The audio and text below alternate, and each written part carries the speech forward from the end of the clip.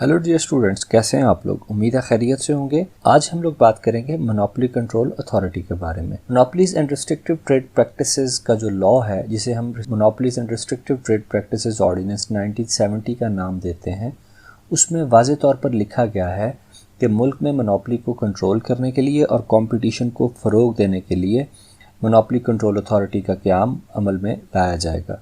तो आइए चलते हैं फर्स्ट स्लाइड की जानिब। मोनोपोली कंट्रोल अथॉरिटी लॉ ये कहता है कि एक अथॉरिटी को बनाया जाएगा, कॉन्स्टिट्यूशन ऑफ अथॉरिटी, एक अथॉरिटी को तश्कील दिया जाएगा।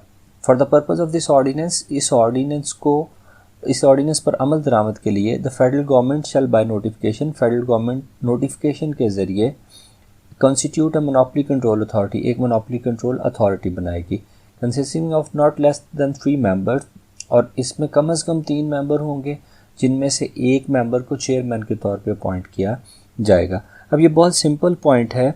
इस पॉइंट में ये कहा गया है कि इस ऑर्डिनेंस की अमलदारी के लिए, इस ऑर्डिनेंस को मुल्क में अप्लाई करने के लिए फेडरल गवर्नमेंट एक नोटिफिकेशन इशू करेगी और उस नोटिफिकेशन को ऑफिशियल गज़ट में पब्लिश किया जाएगा। ऑफिशियल गज़ट क्या होता है? गवर्नमेंट ने पूरे साल में जितने काम, जितने नोटिफिकेशंस किए होते हैं, साल के आखिर पर वो एक किताबचे की शक्ल में जो है वो पब्लिश किए जाते हैं और उसको हम ऑफिशियल गज़ट कहते हैं। तो बेसिकली ऑर्डिनेंस की अमलदारी के लिए फेडरल गवर्नमेंट एक ऑफिशियल नोटिफिकेशन इशू करेगी, जिसको ऑफिशियल गज़ट में पब्लिश किया जाएगा, और इस ऑफिशियल नोटिफिकेशन की मदद से, जो कि गज़ट में पब्लिश किया जाएगा, एक मोनोपोली कंट्रोल अथॉरिटी वजूद में लाई जाएगी, जिसके कम से कम 3 मेंबर होंगे और उसके अलावा उनमें से एक जो है वो चेयरमैन के तौर पे अपॉइंट किया जाएगा। अगर कोई भी पर्सन जिसका जो कोई भी फाइनेंशियल या कोई अदर इंटरेस्ट हो, जिसकी वजह से एज ए मेंबर वो अपने फंक्शंस को ठीक तरह से परफॉर्म ना कर सके, तो no person shall be appointed as, तो ना तो उसको मेंबर के तौर पे अपॉइंट किया जाएगा या फिर उसको मेंबर के तौर पर कंटिन्यू किया जाएगा एक अथॉरिटी में।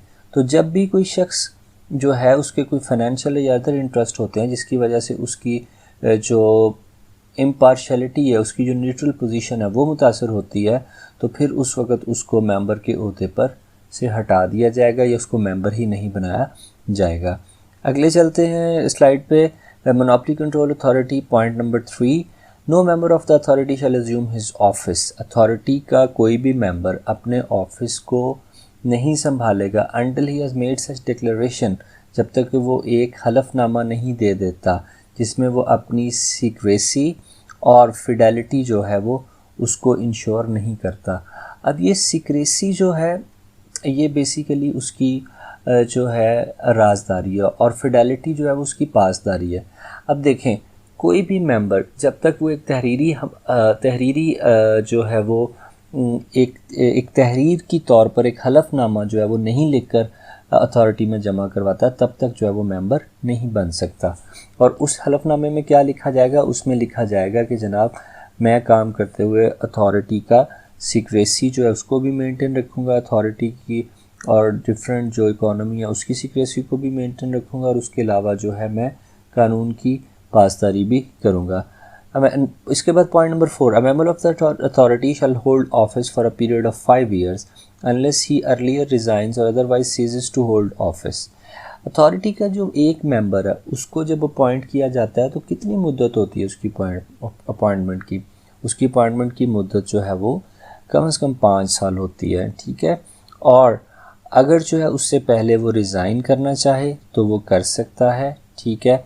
या फिर जब अगर कोई बंदा जो है वो पाकिस्तान सर्विस में है और तो वो 60 साल उसकी उम्र होती है, वो 60 साल की उम्र में रिटायर हो जाता है, तो तब भी जो है वो अपनी ज़िम्मेदारियां मज़ीद सरअंजाम नहीं दे सकता। तो यहाँ से ये बात हमारे सामने आई कि अथॉरिटी का जो एक मेंबर है उसकी जो मुद्दत है, उसकी अपॉइंटमेंट की टर्म है, वो मैक्सिमम 5 years होती है। अगर किसी भी वजह से कोई कैजुअल वैकेंसी हो जाए अथॉरिटी में, कैजुअल वैकेंसी का मतलब है किसी की डेथ हो गई, किसी ने रिज़ाइन कर दिया, या फिर किसी भी और तो उसके बाद जो मुद्दत बचती है उस मुद्दत के लिए जो है किसी और शख्स को मेंबर अपॉइंट किया जाएगा। उसके बाद है जी monopoly control authority point number 7, authority time to time अपनी पावर्स को डेलीगेट करती है, ठीक है, कोई से 2 मेंबर को। अब उसमें ये है अथॉरिटी में from time to time delegate all और any of its powers and functions to any 2 members. Authority अपनी पावर्स, अपने फंक्शंस को अथॉरिटी अपने फंक्शंस को परफॉर्म करने के लिए अपनी पावर्स कोई से 2 मेंबर्स को डेलीगेट करती है, यानी अथॉरिटी की जो पावर्स होती हैं वो मेंबर्स को दे दी जाती हैं।